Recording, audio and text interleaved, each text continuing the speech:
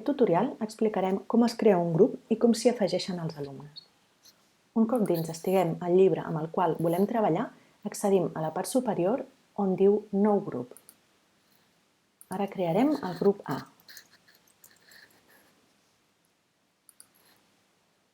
Si volguessis crear-ne un altre, només has de fer-hi clic al damunt i indicar el grup que vols crear.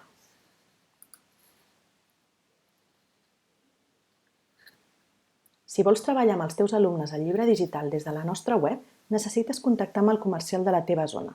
Ell s'encarregarà de tramitar les sol·licituds de llicències pels teus alumnes.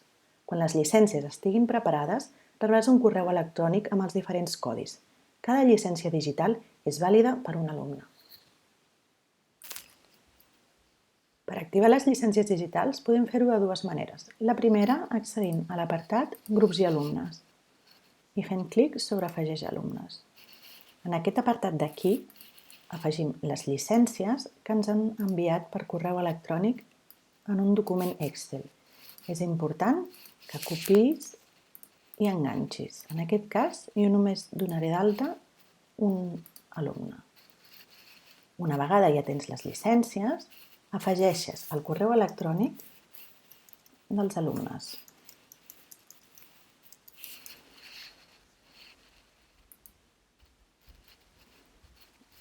I ja el tenim aquí. Podem editar-ne el nom i desar.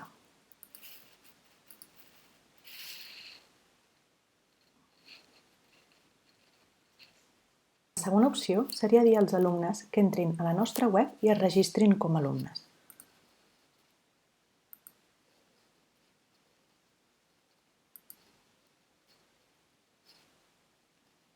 Tan sols han d'omplir les dades que es demanen. En aquest cas farem servir un usuari d'alumne que hem creat anteriorment. Una vegada dins del meu perfil, també han d'introduir la llicència que tu els hi hauràs donat. És important que copiïn i enganxin.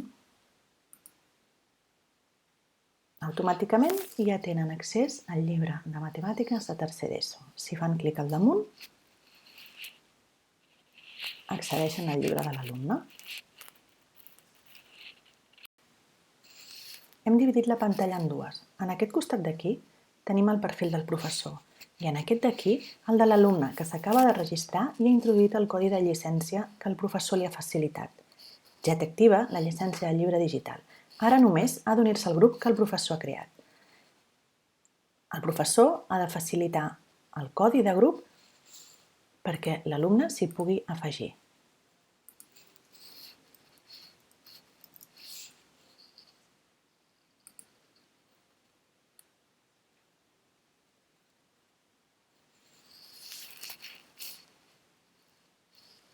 I ja tenim a l'alumne dins del grup B. Automàticament, en el grup del professor, ja veiem com l'alumne s'ha afegit al grup. Des d'aquest apartat d'aquí podem configurar el nostre grup. Podem marcar si volem que els alumnes puguin modificar el seu àlies, si volem que el contingut sigui públic, i tots aquests canvis sempre els hem de desar.